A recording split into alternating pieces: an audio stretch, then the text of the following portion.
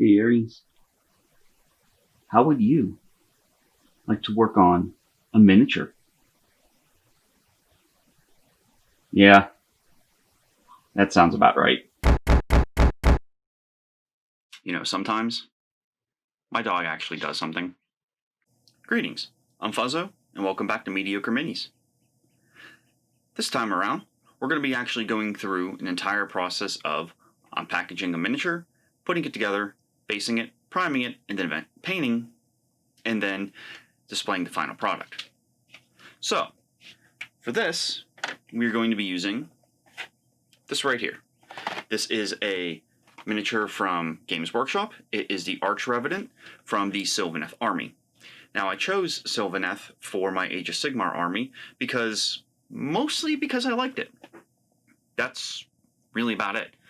I decided to go with this one miniature in particular because it is just one miniature right out of the box, really easy to go through the process. Second of all, there is a lot of detail on this miniature, counting the cloak, the wings, some of the information on the back, and also provides a lot of space to apply interesting touches to the base. So, what we're going to be doing is starting today with pulling all the individual little sub-assemblies apart and then gluing them together. So, let's turn things around, head over to the bench, let's get started. So before we open up the box and take a look at all the pieces inside, there's a few tools that I will be using that I would like to describe very briefly. First is a pair of hobby shears. This pair I got two different shears for, I believe it was $10 on Amazon. They are very, very useful. You can get them in many different places. One important thing as for hobby shears as opposed to regular snippers or wire cutters is the blades.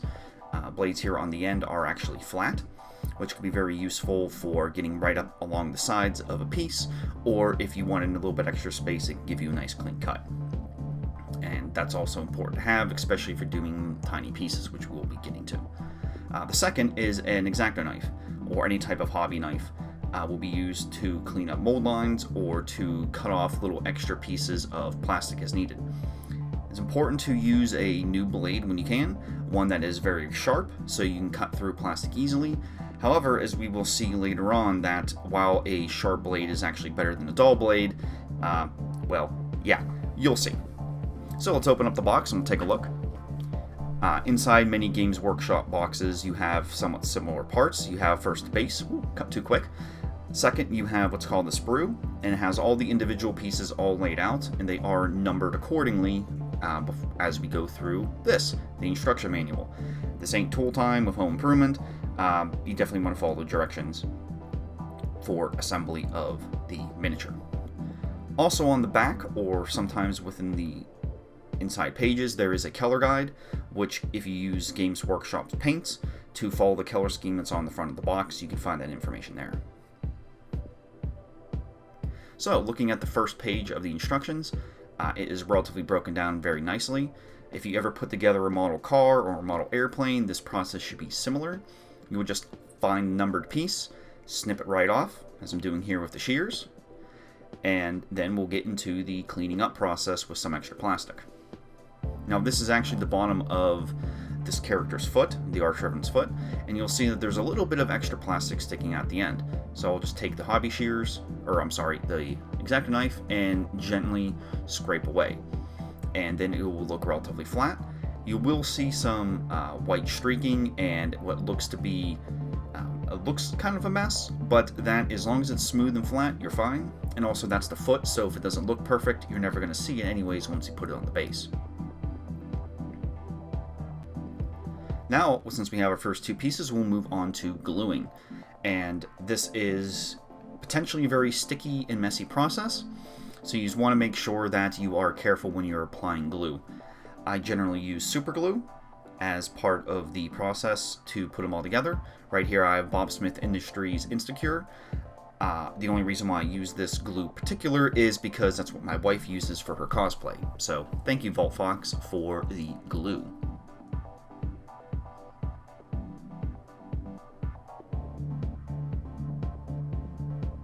Now for the glue, all you need is a tiny little bit.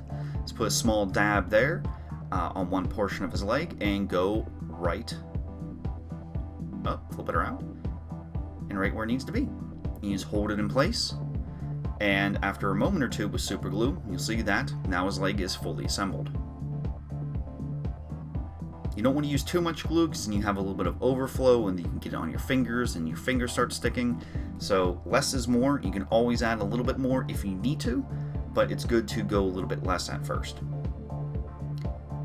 And now we're just moving on with the rest of the pieces. This here is a cloak. Same process before, smoothing out any of the areas where it was currently attached or previously attached, in and out of frame since I don't understand framing yet. And what I'm doing now is taking the body and attaching it to the back of the cloak. This is called dry fitting.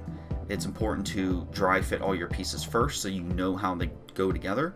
And if there's anything you need to trim, you can do it at that time, so you don't have to worry about getting glue everywhere and you're trying to figure out how pieces go together. So once I've realized here, it took me a few attempts. I put a little bit of glue on one part of the cloak, and then since I dry fit it, know what to do. It goes right together, and after a moment, you're good to go. Luckily, with all the Games Workshop instruction manuals, you can follow along almost step by step without really having to worry about if I glue this, will I run out of room later. Just go straight forward with the directions, and you'll be good to go. And now we'll move on to the headpiece and the second leg.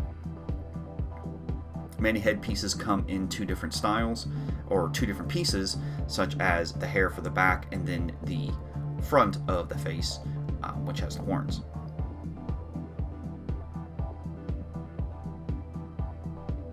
And if it takes a few tries for you to get to look exactly the way it's supposed to look, you can use the front of the box as reference if you need to.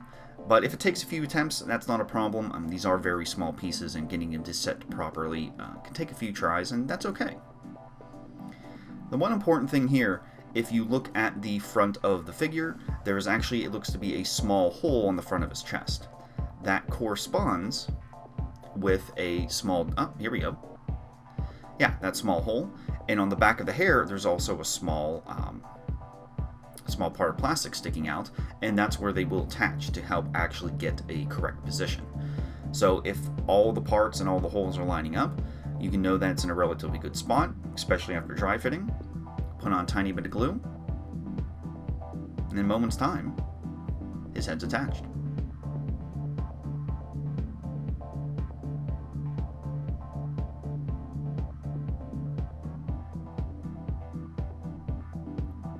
And this is the same process again, except with the other leg.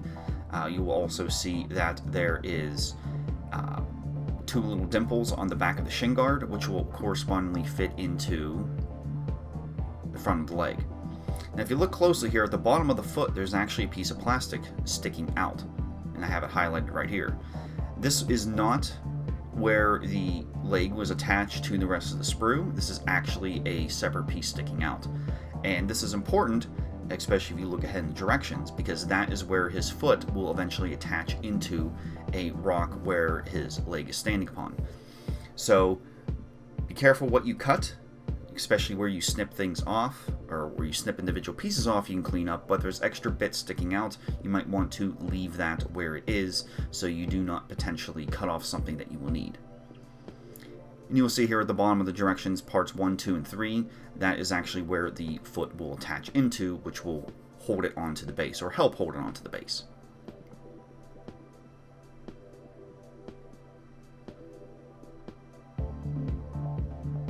Now remember I mentioned before about being careful with blades. This is actually a brand new blade that I haven't used before when I started assembling this miniature. Well, very shortly, we're going to figure out exactly why it is important to be so careful. Don't worry, it's not anything bad, but it is something worth keeping in mind. Oh, extra glue in my hands, see? Now part of being careful so you don't get glue all over the place. Here it comes. Wait for it. And yowza! Yeah, you always need to be careful. Luckily, it wasn't too big of a deal. The blade is, while still relatively sharp, it didn't gouge into my thumb too much. A little bit of blood took a few minutes, cleaned it up, washed it out, and then examined the wound. Luckily, it wasn't too much of a problem, so I was able to continue to get back to work relatively quickly. So this is another time to mention that safety is important, and you should always make sure that you have full control of your blade, move slow, don't make any jerky movements, and if you have to force the blade, maybe it's time to reevaluate if you need a new one or not.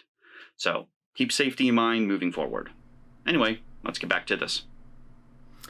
So here we are again back at the bench, got everything cleaned up. I didn't really necessarily need a band-aid, and you probably won't see what happened too much, which is a good thing. Definitely good to make sure you clean everything out so that no glue or plastic or any other residue gets inside any cuts that you might have. It happens to everybody at some point. It's just one of those things to just always keep in mind, safety and being careful. Now here I am attaching the foot onto the actual base, and now I can take a look and see how it will be on its actual base later on. Now one thing, and I kind of screwed this up, is to glue it down onto the plastic base before I finish the model. You can do this, as I do here, and it's not too big of a problem. However, later on down the line, once I attach his staff and his wings, looking at him like, it's fine, but I didn't quite like the position. So it might be something to keep in mind for any future projects you might do, is to wait until you actually have the whole model assembled before actually gluing it down to your base. There's also the added benefit of, if you use basing materials such as wood or dirt, to wait until you get all those situated and figure out what exactly you want to do before you end up gluing the miniature down. Now here I'm just putting on the sword or not the sword, his shield and his arm, which fits right into the side. Sometimes there's a little bit of positioning that you can do, as in raising the shield up a little bit or raising or lowering it some. Sometimes you don't have as much of a selection, but in this instance I didn't. But sometimes you do have that ability to actually have some sort of say yourself into the actual position of the shield.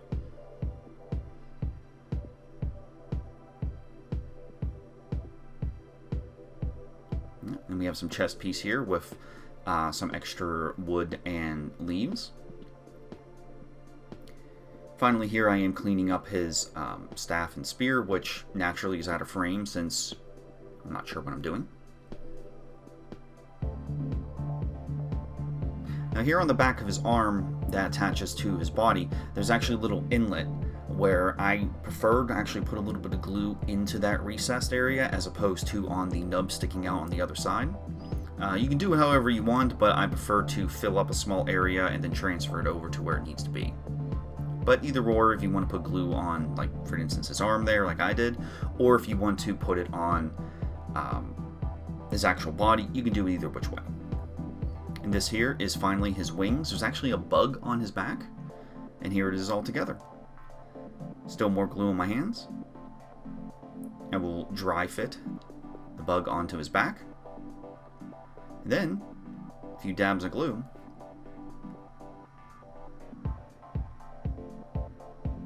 And here we are, a fully completed miniature on his base, ready to go. You can see where his spear or staff is at the very edge of the base. I do later correct this by pulling the whole miniature off and repositioning it, but it's all together. And there you have it. Relatively simple process to take the miniature from the box, put it all together, and glue it onto its base. Now, normally a miniature of this size, of this many pieces, would take me somewhere between 15, maybe 20 minutes to do. However, over the course of this project, I ended up taking closer to 45 minutes. And a big reason behind that is, one, repositioning the camera and getting things in focus. I really have no idea what I'm doing. Second, I did cut myself. So that also took a little bit of time to step away, clean everything up, make sure the cut was fine. It's not too bad, nothing really to be worried about, but it's still always important to remember to be careful. And finally, there was also some repositioning involved and getting to look exactly how I wanted to, especially on the base itself. So especially if you're first starting out, you can generally look around to be maybe 10 to 20 minutes per miniature to get until you get into a flow, until you know exactly what's going on, what to do, and then the process speeds itself up over time. So I'm relatively happy with this, And the next steps will be to put on some basing materials to get away from just a simple black base. And then finally, we will move on to priming, and that is the last step we'll have to do before we move forward into the actual painting process. So, I hope you found this video somewhat informative, at least a little bit interesting, and I hope you tune in next time. Until then, I've been Fuzzo, and I shall return.